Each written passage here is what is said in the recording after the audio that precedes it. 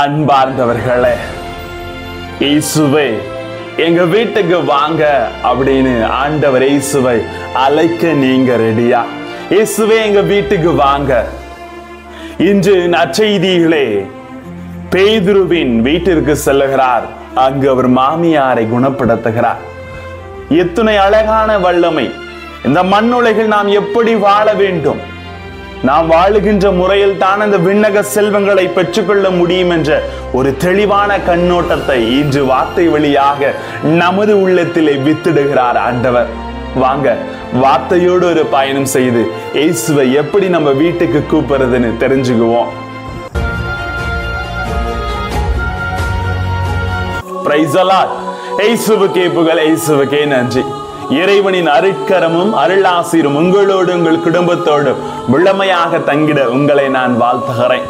அன்பில் நிலைத்திருப்பவர்களே, திருப்பாடல் 50:15 சொல்லுகிறது, துன்ப வேளையில் என்னை கூப்பிடுங்கள், உங்களை காத்திடுவேன், அப்போது நீங்கள் என்னை மேன்மைப்படுத்துவீர்கள் என்று வார்த்தை சொல்லுகிறது. இன்று நாம் இயேசுவை நம்ம வீட்டுக்கு அழைக்கணுங்க. அவரை அழைத்து பரலோக செல்வங்களை பெற்றுக்கொள்ள வேண்டும் என்ற ஒரு உள்ளுணர்வை இன்றைய நற்செய்தி நமது வார்த்தையில் வழியாக நமக்கு உணர்த்துகிறது. திருவிவிலியத்திலே இயேசு தன்னை யார் அழைத்தாலும் அவர்கள் வீட்டிற்கு சென்று அவர்கள் தேவைகளை நிறைவு செய்வதை நாம் முழுமையாக பார்க்கிறோம். நற்செய்திகளை பேதுருவின் வீட்டிற்கு செல்லுகிறார், அவர்கள் மாமியார் குணம் பெறுகிறார். இப்படி ஆண்டவர் எத்தனை வீட்டிற்கு சென்றிருக்கிறார் என்று ஒரு சிந்தனையோடு நாம் சிந்திக்கின்ற பொழுது, லூக்கா நற்செய்தி 7ஆம் அதிகாரத்திலே நூற்றுவ தலைவன் வீட்டுக்கு செல்கிறார், அவரது ஊழியனை சுகப்படுத்துகிறார். லூக்கா நற்செய்தி 8ஆம் அதிகாரத்திலே தொழுகை கூட தலைவன் வீட்டிற்கு செல்கிறார், அவன் மகன் சுகம் பெறுகிறார். சக்கேயின் வீட்டிற்கு செல்கிறார், அவன் மனம் தெரிந்து மீட்பை பெற்றுக் கொள்ளுகிறார். மார்த்தா மரியாள் வீட்டிற்கு செல்கிறார், மரியா ஆண்டவர் இயேசுவின் பாதம் அமர்ந்து நல்ல பங்கை பெற்றுக் கொள்வதை நாம் பார்க்கிறோம். கானாவூர் திருமண வீட்டிற்கு செல்கிறார், அதிசயம் நடக்கிறது, சங்கடம் தீருகிறது. இப்படி ஆண்டவர் இயேசு சென்ற இடமெல்லாம் ஒவ்வொரு வீடும் புதுமையும் ஆசிரியம் பெற்றது போல இன்னைக்கு உங்க வீடும் புதுமை அடைய வேண்டுமா? உங்க வீட்டுக்கு கூப்பிடுங்க. அதை விட்டுட்டு நாம என்ன பண்றோம்? ஆண்டவர் இயேசுடுமே, எனக்கு இதை கொடு, அதை கொடு, கடன் தொல்லையிலிருந்து தீர்த்து வை, என் பிள்ளை சுகம்படணும், என் பையன் நல்லா படிக்கணும், என் பிள்ளைக்கு நல்ல திருமணம் ஆகணும், எனக்கு தொழில் வளர்ச்சி வேணும், எனக்கு இந்த வேலை வேணும், அந்த வேலை வேணும், இப்படி வாழணும், அப்பேற்பட்ட செல்வம் வேணும், இப்படி மகிழ்ச்சியோட இருக்கணும், இப்படி கேட்டுக்கிட்டே இருக்கிறோமே தவிர என்னைக்காவது நீங்க எங்க வீட்டுக்கு வாங்கல, எங்க வீட்டுக்கு வந்து எங்க இதயத்திலே குடிகொண்டு எங்களை ஆசீர்வதித்து எங்களை வழி நடத்துங்கன்னு கேட்கிறது எத்தனை பேரு? சற்று சிந்தித்து பாருங்கள்.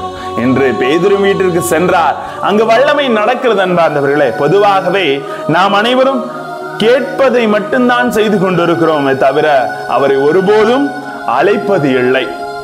அதனால்தான் ரைட்டர் ராபின் சர்மா அழகாக ஒரு உண்மையை சொல்லி தருகிறார். அன்பார்ந்தவர்களே, நீ இறந்தா யார் அழுவார் என்ற ஒரு புத்தகம் இருக்கிறது. Who will cry when you die? இந்த புத்தகத்தில் அழகாக ஒரு உண்மையை கற்றுத் தருகிறார். இந்த பூமியில் வாழும் நாட்களில் எத்தனை இதயங்களை உமது கனிவால் அடுத்த தலைமுறையினருக்கு உமது வாழ்க்கை எப்படிப்பட்ட தாக்கத்தை ஏற்படுத்தி இருக்கிறது. உனது கடைசி மூச்சுக்கு பிறகு என்ன தடயத்தை விட்டு செல்ல போகிறாய் என்ற உணர்வு. இந்த சர்மாவை பார்த்து அவங்க அப்பா ஒரு உண்மையை சொன்னாராம். சிறுவனாக இருந்தபோது அவரிடம், மகனே, நீ இந்த உலகில் பிறக்கும் போது அழுதாய், ஆனால் இந்த உலகம் சிரித்து மகிழ்ந்தது. நீ இறக்கும் தருவாயில் நீ மகிழும்படியாகவும் இந்த உலகம் உனது இறப்பை குறித்து அழும்படியாகும் ஒரு வாழ்க்கை வாழ வேண்டும். அந்த வாழ்க்கை தாங்க பிறருக்கு அனைத்தையும் கற்றுத்தர விரும்புகிறது. நிறைவாக இன்று இப்பூமியில் நாம் வாழும் வீட்டில் இயேசுவை வரவேற்றால் நாளை இயேசு தன் பரலோக வீட்டில் நம்மை வரவேற்பார் என்பதுதான் நிச்சயம். இந்த மண்ணுலக வீட்டில் அவரை வரவேறுங்க. இயேசுவே எங்க வீட்டுக்கு வாங்கின அவரை வரவேற்று விண்ணக வீட்டை சொந்தமாக்கி கொள்ளுங்கள். இதற்கு தகடையாக இருக்கிற நமது சுயத்தை தூக்கி எறிய முற்படுவோம் அன்பார்ந்தவர்களே. அதனால்தான் இன்றைய முதல் வாசகத்தில் தூயாவியார் எங்க இருக்கிறாரோ அங்க நீ பெரியவனா நான் பெரியவனா என்ற ஏற்றத்தாழ்வு இருக்கார். அதனால்தான் முதல் வாசகத்துல நாங்கள் பவுலை சார்ந்தவர்கள், நாங்கள் அப்பொல்லோவை சார்ந்தவர்கள் என்ற ஒரு போட்டி பொறாமை இருக்கு. இங்க தூய ஆவியானவர் இல்லைன்னு பவுலடியார் தெளிவுபடுத்துகிறார். அதனால நம்ம ஆண்டவர் இயேசுவை நமது இல்லத்திற்கு அழைத்து அந்த தூய ஆவியானவரை பெற்றுக்கொண்டு நல்ல மனிதர்களாக இந்த மண்ணுலகில் பிறருக்கு வாழ்வு கொடுப்பவர்களாக மாற வேண்டும். அன்பார்ந்தவர்களே, நாம் பெற்ற நன்மைகளை பிறரோடு பகிர்ந்து வாழ்வது ரொம்ப ரொம்ப முக்கியம் தெளிவுபடுத்துகிறார்.